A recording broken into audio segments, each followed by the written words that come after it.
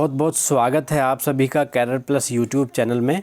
दोस्तों आज हम बात करेंगे पर्यावरण के क्षेत्रों पर कि पर्यावरण के क्षेत्र क्या होते हैं। अर्थात जैसे मैं लेकर के चल रहा हूँ आपको टॉपिक वाइज आपकी तैयारी कराई जा रही है, तो आपका सबसे पहला जो टॉपिक ईवीएस में आता है वो आता है पर्यावरण।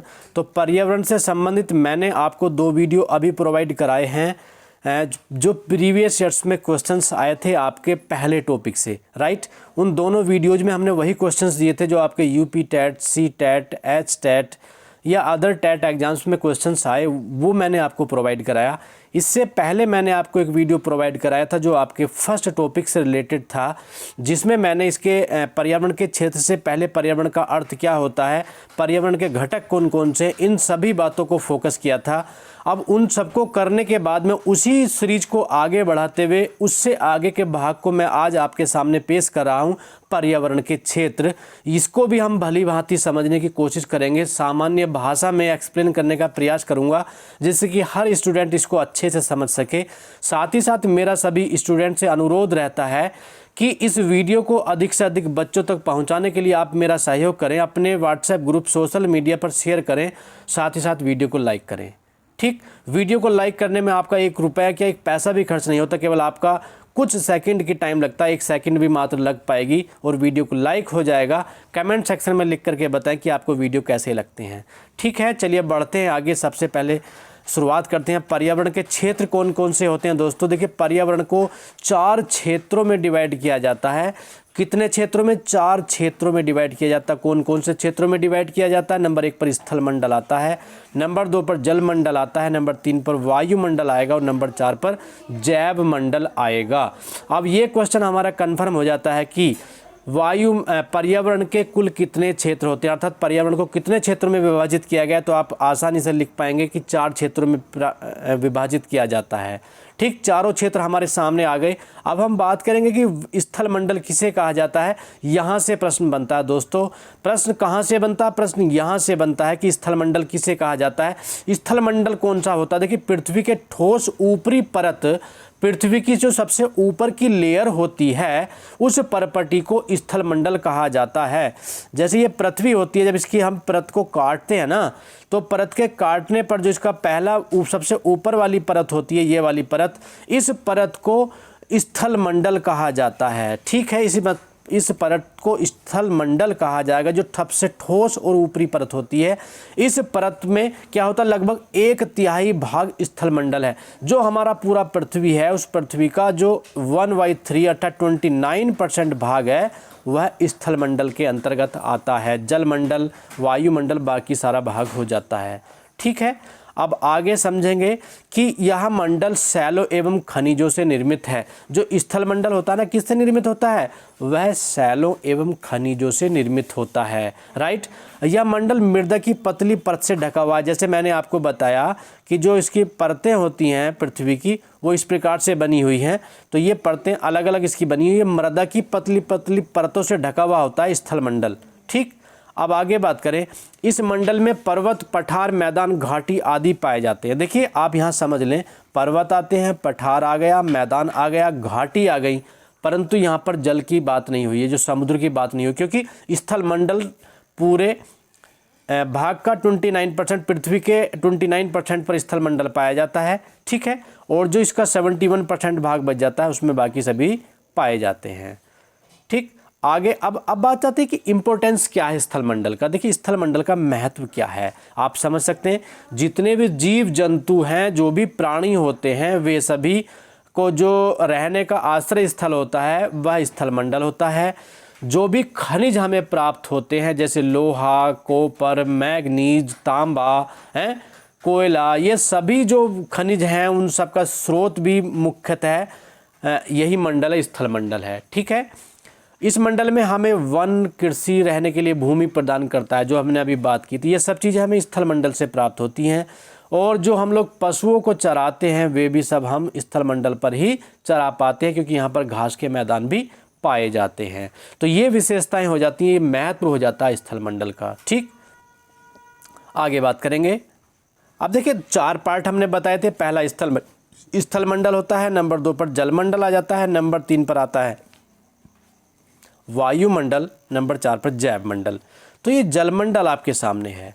अब देखिए जलमंडल की बात करेंगे, पृथ्वी पर पाए जाने वाले जल के क्षेत्र को जलमंडल कहा जाता है। जो पृथ्वी है उसके 29% भाग पर स्थलमंडल पाया जाता है और 71% भाग पर अर्थात 2/3 भाग पर जलमंडल पाया जाता है। राइट, ये क्वेश्चन भी कभी कभी टैट में आ जाता है, सी टैट में नहीं आता। अब आगे बात करें कि महासागर, झीलें, नदियां एवं अन्य जलाशय सम्मिलित रूप से जलमंडल का निर्माण करते हैं।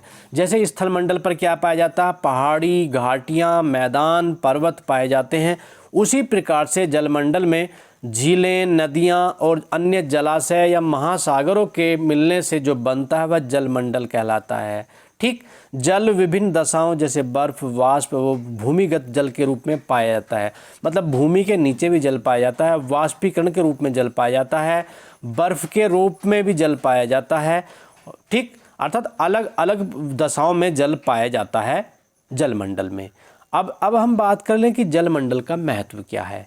देखिए जलमंडल का महत्व बहुत है, क्योंकि हम लोग बिना जल के जीवित नहीं रह सकते। सभी जीवों के लिए जल की आवश्यकता है, सभी पेड़ पौधों के लिए जल की आवश्यकता होती है। साथ ही साथ वर्षा कराने में जल महत्वपूर्ण भूमिका निभाता है।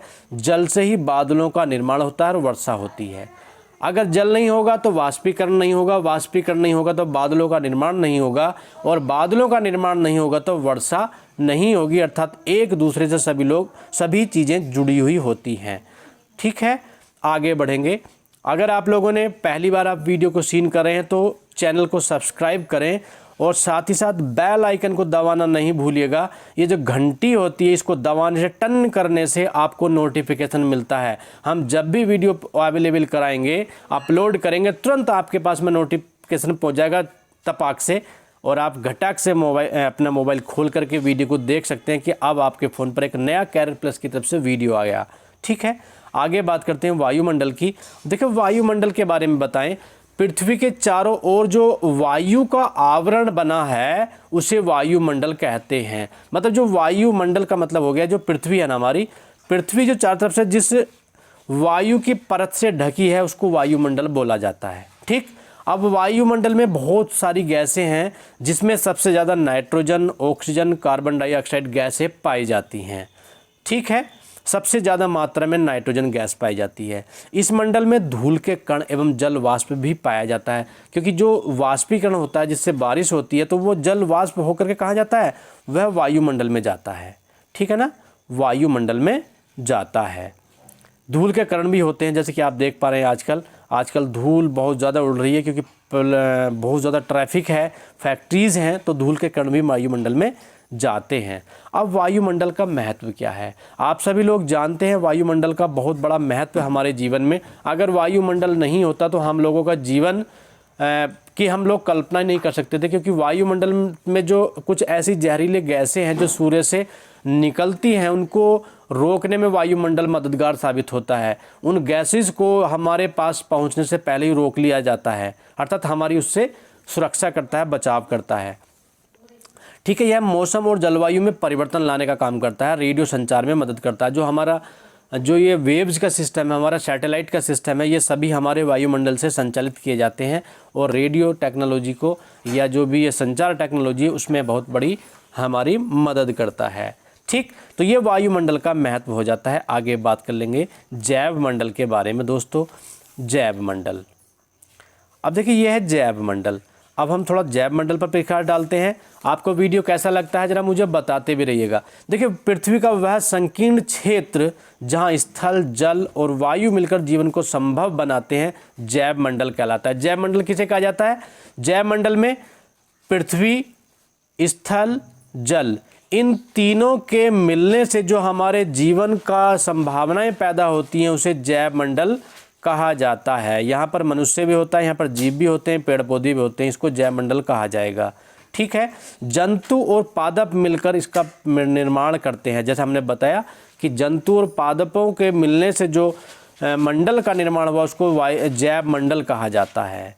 राइट, अब जैव मंडल का महत्व क्या होता है। देखिए जैव मंडल का महत्व क्या है, यह जीवन के लिए अनुकूल परिस्थितियाँ प्रदान करता है। अगर जैव मंडल नहीं होगा तो हमारा जीवन की परिस्थितियाँ बिल्कुल भी अनुकूल नहीं होंगी ही नहीं, संभावनाएं नहीं होंगी। ठीक है, ये हो जाता है हमारा मंडल, जैव मंडल। तो मुझे विश्वास है कि आप यहाँ तक भली भांति बहुत अच्छे से समझ पाए होंगे। आगे बढ़ेंगे पारिस्थितिक तंत्र या पारितंत्र, मैं थोड़ा शॉर्ट में लेकर के चलूँगा, वीडियो को बहुत बड़ा रूप नहीं देंगे। पारिस्थितिक तंत्र या पारितंत्र का क्या मतलब होता है? देखिए, पारिस्थितिक तंत्र वह तंत्र है जिसमें समस्त जीवधारी आपस में एक दूसरे के साथ तथा पर्यावरण के उन भौतिक एवं रासायनिक कारकों के साथ परस्पर क्रिया करते हैं जिसमें वे रहते हैं। मतलब जिस सिस्टम में, जिस मंडल में, जिस पारितंत्र में हम लोग रहते हैं, हम सभी जीवधारी जहाँ पर रहते हैं एक दूसरे के साथ रह करके वहाँ पर भौतिक और रासायनिक कारकों के द्वारा जो परस्परिक क्रिया की जाती है, उस क्षेत्र को, उस सिस्टम को पारिस्थितिक इकोलॉजी या इकोसिस्टम बोला जाता है। ठीक, अब इसमें क्या है, सर्वप्रथम 1935 में ए.जी. टांसले ने पारिस्थितिक तंत्र की विचारधारा का प्रतिपादन किया था। ये आप लोग अंडरलाइन कर लें, हेडलाइन है ये आपके लिए कि 1935 में ए.जी. टांसले ने पारिस्थितिक तंत्र की विचारधारा को प्रतिपादित किया था। ये प्रश्न आता है। ठीक, अब आगे बढ़ेंगे। पारिस्थितिक तंत्र के अध्ययन को पारिस्थितिकी कहते हैं। मतलब पारिस्थितिकी का मतलब होता है इकोलॉजी। अब इकोलॉजी क्या है? ये अंग्रेजी पारिस्थितिकी शब्द जो है वो इकोलॉजी का पर्याय है। अब इसका अर्थ क्या है, इसके बारे में सबसे पहले अर्नेस्ट हिकल ने इसका प्रयोग किया था। और उन्होंने क्या किया था? प्रश्न आ जाता है कि इकोलॉजी वर्ड का यूज सबसे पहले किसने किया, तो वहाँ पर आप लिखेंगे अर्नेस्ट हिकल ने किया था। 1 नंबर में यहाँ से प्रश्न बनेगा। पारिस्थितिक तंत्र प्रकृति की क्रियात्मक इकाई होती है। किसे कहा जाता है? इकोलॉजी सिस्टम या इकोलॉजी या इकोसिस्टम। प्रकृति की क्रियात्मक इकाई को पारिस्थितिकी तंत्र कहा जाता है। पारिस्थितिक तंत्र छोटा भी हो सकता है और एक बहुत बड़ा भी हो सकता है। ठीक, यह स्थायी भी हो सकता है और अस्थायी भी हो सकता है। यह पारिस्थितिक तंत्र हमारे द्वारा तैयार किया भी हो सकता है और प्राकृतिक भी हो सकता है। ठीक, यह कई छोटी छोटी इकाइयों में वर्गीकरण भी हो सकता है। जैसे स्वच्छ जलीय पारिस्थितिक तंत्र, जो स्वच्छ जलीय भंडार होते हैं उसका जो पारिस्थितिक सिस्टम है उसे कहा जाएगा। एक समुद्री पारिस्थितिक तंत्र हो सकता है, वन्य पारिस्थितिक तंत्र हो सकता है, मरुस्थलीय पारिस्थितिक तंत्र होता है। इस प्रकार से अलग अलग प्रकार के पारिस्थितिक तंत्र पाए जाते हैं। ठीक, अब आगे उष्णकटिबंधीय पारिस्थितिक पारितंत्र या सर्वाधिक उत्पादक पारितंत्र माना जाता है। ये इंपॉर्टेंट क्वेश्चन है, आप इसको नोट डाउन करें। सर्वाधिक उत्पादक पारितंत्र है तो वहां पर आप लिखेंगे उष्णकटिबंधीय पारितंत्र सबसे अधिक उत्पादक पारितंत्र है। ये आपका एक प्रश्न बना। पारिस्थितिक तंत्र के घटक कौन कौन से हैं? इसके 2 घटक हैं, जैविक और अजैविक। ये आपका एक प्रश्न बना। ऐसे करके आपसे प्रश्न पूछता है एग्जामिनर टेट। आप भली भांति इसको समझ लें। देखिए, पारिस्थितिक तंत्र ये हो गया, इसको 2 भागों में बांटा गया है, जैविक और अजैविक करके। और इसके आगे फिर हम चलें, अजैविक और जैविक करने के बाद में फिर जैविक घटक को 3 भागों में बांटा जाता है, उत्पादक, उपभोक्ता और अपघटनकर्ता। ठीक, तो यहाँ पर हम जैविक घटक के बारे में समझेंगे। अब चलिए जैविक घटक के बारे में समझते हैं। इस घटक के अंग कौन कौन से बताए थे? मैंने बाहर बताया था, उत्पादक, उपभोक्ता और अपघटनकर्ता। 3 भागों में जैविक घटक को भी बांटा गया। उत्पादक कौन होता है, किसे उत्पादक कहा जाता है? इसको समझ लें भली भांति, क्योंकि हर टेट एग्जाम में यहाँ से एक प्रश्न जरूर आता है। उत्पादक किसे कहा जाता है? देखिए, पादप जगत अर्थात पौधों को पारितंत्र का उत्पादक कहा जाता है। जो पेड़ पौधे होते हैं, पादप होते हैं, उनको पारितंत्र का उत्पादक कहा जाता है। जो पूरा इकोसिस्टम है वो किस पर डिपेंडेंट है? पादप जगत पर निर्भर है, क्योंकि यहीं से सभी को कैलोरी मिलती है। पौधे भी प्रकाश संश्लेषण द्वारा भोजन का निर्माण करते हैं। पौधे किससे भोजन प्राप्त करते हैं? देखिए, सबसे पहला जो सिस्टम है ना, वो इस प्रकार से बना हुआ है। जो पौधा होता है, पौधे को जो भोजन प्राप्त होता है वह अपने आप बनाता है और सूर्य से प्राप्त होता है। ठीक, अब सूर्य से प्राप्त होने के बाद में पौधा क्या करता है? पौधे से एनर्जी मिलती है फर्स्ट प्राथमिक उपभोक्ता को, उपभोक्ता प्राथमिक द्वितीय को देता है और द्वितीय देता है तृतीय उपभोक्ता को। इस प्रकार से एनर्जी रिलीज होती रहती है। ठीक, और हर भाग में उसका 10% आगे जाता है, 90% एनर्जी वहीं पर लॉस हो जाती है। ठीक, चलिए अब आप यहाँ समझेंगे उपभोक्ता किसे कहा जाता है। देखिए, जो जीव जंतु अपने भोजन का निर्माण स्वयं नहीं करते उन्हें उपभोक्ता कहते हैं। मतलब जो किसी और पर निर्भर होते हैं वे उपभोक्ता कहलाते हैं। ठीक, उपभोक्ता नंबर 1, ये कई प्रकार के हैं। कौन कौन से प्रकार के? प्राथमिक उपभोक्ता, प्राथमिक उपभोक्ता वे होते हैं जो शाकाहारी होते हैं एवं पौधों की पत्तियों और कोमल तनों को खाते हैं, जैसे टिड्डा, बकरी, हिरण, गाय। ये सभी कैसे हैं? प्राथमिक उपभोक्ता की श्रेणी में आएंगे, क्योंकि ये सभी शाकाहारी होते हैं। अब द्वितीय उपभोक्ता कौन सा होता है? देखिए, द्वितीय उपभोक्ता होते हैं वे जो शाकाहारी जीवों को खाते हैं, जैसे मेंढक शाकाहारी जीवों को खा लेता है, टिड्डा को खा जाता है, बिल्ली, लोमड़ी, ये सभी कैसे हैं? ये सभी द्वितीयक उपभोक्ता की श्रेणी में आते हैं। अब नेक्स्ट है तृतीय उपभोक्ता। देखिए, तृतीय उपभोक्ता कौन है? ये उच्च स्तर के मांसाहारी होते हैं। ठीक, ये प्राथमिक उपभोक्ता और द्वितीय उपभोक्ता को खाते हैं। ये मतलब ये दोनों उपभोक्ता को खा जाते हैं, प्राथमिक को भी और द्वितीय को भी खा जाते हैं, या फिर दोनों उपभोक्ता को खाते हैं। जैसे शेर हिरण को भी खाता और लोमड़ी को भी खा लेता। मतलब शेर ने हिरण को खा लिया, प्राथमिक उपभोक्ता को खा लिया, लोमड़ी द्वितीय उपभोक्ता को खा लिया, दोनों को। तृतीय उपभोक्ता मांसाहारी होता है, ये दोनों उपभोक्ता को खा जाता है। मोर सांप को खाता है, बाज सांप को खाता है, ऐसे करके। ठीक है, हम इसको समझ सकते हैं। नंबर 4 आता है सर्वाहारी। अब सर्वाहारी कौन होता है? ये उत्पादकों एवं प्राथमिक उपभोक्ताओं का सेवन करते हैं, जैसे मनुष्य, बिल्ली, कौवा, मोर।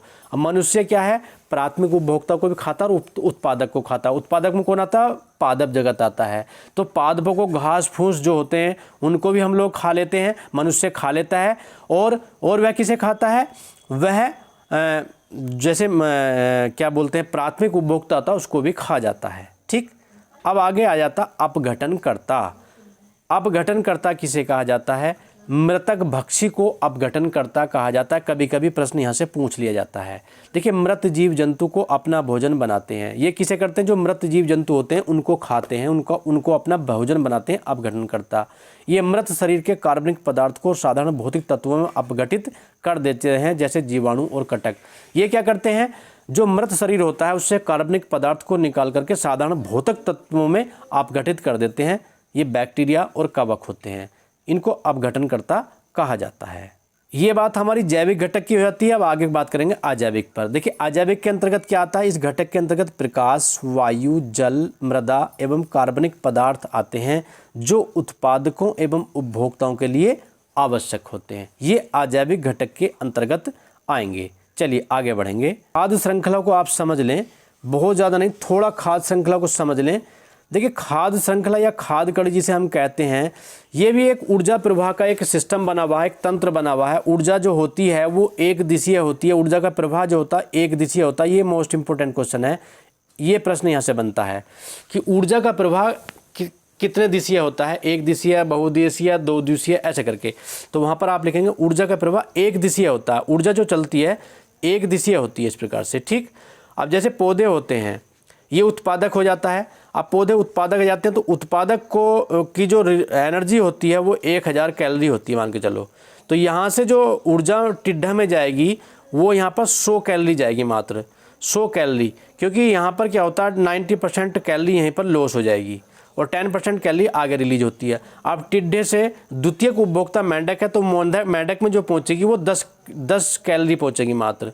और मेंढक से जो सांप में जाएगी वो 0.1% ही कैलोरी रिलीज होगी, बाकी यहीं पर 90% लॉस हो जाती है। तो इस प्रकार से ये खाद्य श्रृंखला आ जाती है। अब यहाँ भी इसको समझ सकते हैं, जैसे मैं अभी बता रहा था वो चीज़ें यहाँ पर आ गई। ठीक है, किसी भी पारितंत्र में मूल उत्पादकों में अत्यधिक ऊर्जा मिलेगी और सबसे श्रेणी के उपभोक्ताओं में सबसे कम ऊर्जा मिलती है। मतलब जो सबसे ऊपर की कैटेगरी में आता है उपभोक्ता, उसमें एनर्जी का लेवल कम होगा, और जो सबसे नीचे वाला होगा, मूल उत्पादक होता है, उसमें कैलोरी ज़्यादा होती है, एनर्जी ज़्यादा होती है। ठीक, इस कारण ऊर्जा का पिरामिड हमेशा सीधा रहता है। अब इसको भी समझ सकते हैं, ऊर्जा का पिरामिड कैसा रहता है? हमेशा सीधा रहता है। ऊर्जा का पिरामिड हमेशा सीधा रहता है। ठीक है, देखिए, तृतीय उपभोक्ता ऊपर है क्योंकि उसके अंदर एनर्जी कम है, द्वितीय उपभोक्ता में इससे ज़्यादा एनर्जी है तो वो यहाँ हो गया, प्राथमिक उपभोक्ता में इससे भी ज़्यादा एनर्जी होती, ज़्यादा हो गया, और उत्पादक में सबसे ज़्यादा एनर्जी होती है तो ये सबसे नीचे आ जाता है। ठीक, इसलिए सीधा बनाया जाता है।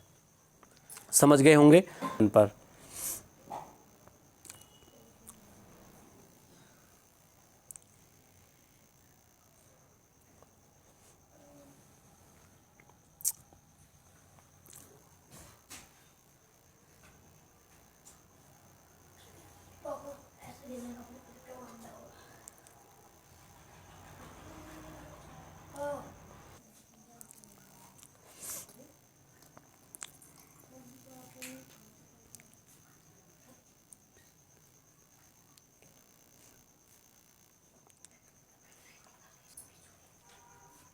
आगे देखिएगा, आज से लगभग 300 साल पहले राजस्थान में क्या हुआ था, खेजड़ली एक जगह है, खेजड़ी जिसको कहा जाता है, जोधपुर शहर में, वहाँ पर खेजड़ी वृक्षों की रक्षा करने के लिए अमृता देवी बिश्नोई ने अपनी जान दे दी थी। ठीक है, उसको खेजड़ी वृक्षों की रक्षा की बात आती है तो वहाँ पर नाम आएगा अमृता देवी बिश्नोई का।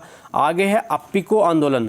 अप्पिको आंदोलन 1983 में हुआ था। इस आंदोलन के नेता कौन थे? पांडुरंग हेगड़े थे। ये प्रश्न यहाँ से बनता है। यह चिपको आंदोलन का एक रूप था जिसकी शुरुआत कर्नाटक में हुई थी। प्रश्न बनता है कि अप्पिको आंदोलन कहाँ पर चला था? तो कर्नाटक में चला था। इसके नेता कौन थे? पांडुरंग हेगड़े थे। ठीक है, और कब हुआ था? ये 1983 से स्टार्ट हुआ था। नेक्स्ट क्वेश्चन आ जाता है कभी कभी कि नर्मदा आंदोलन के बारे में। अब नर्मदा आंदोलन 1989 में हुआ था। इसके प्रमुख नेता कौन थे? बाबा आमटे और मेधा पाटेकर थे। ये इंपॉर्टेंट क्वेश्चन है, ध्यान रखें। और इसके आंदोलन की शुरुआत कहाँ से हुई थी? नर्मदा नदी पर बन रहे बांध के विरोध में हुई थी, तभी इसको नर्मदा आंदोलन 1989 कहा गया। तो यहाँ से 2 प्रश्न बन जाते हैं। आगे बात करते हैं पर्यावरण संरक्षण संबंधी पुरस्कार कौन कौन से? इंदिरा गांधी पर्यावरण पुरस्कार, ये 1987 में स्टार्ट हुआ था। और किसे दिया जाता है? यह किसी संगठन या व्यक्ति विशेष को पर्यावरण के क्षेत्र में अतुलनीय योगदान के लिए दिया जाता है। 1987 में इंदिरा गांधी पर्यावरण पुरस्कार शुरू हुआ था। राजीव गांधी पर्यावरण पुरस्कार कब शुरुआत हुई थी? 1993 में। तो इस प्रकार से दोस्तों यहाँ से प्रश्न बनते हैं, आप लोगों को ध्यान रखना है अच्छे से। मुझे विश्वास है कि आप पहले टॉपिक को ईवीएस को अच्छे प्रकार से समझ गए होंगे। अब मैं इसके अभ्यास के प्रश्न आपको दूंगा, एक प्रैक्टिस सेट इसके ऊपर देंगे। मुझे विश्वास है कि आप इसको बिल्कुल अच्छे से तैयार कर लेंगे। उसके बाद फिर हम नेक्स्ट टॉपिक आपका लेंगे। तब तक के लिए चाहते हैं अनुमति। धन्यवाद। जय हिंद।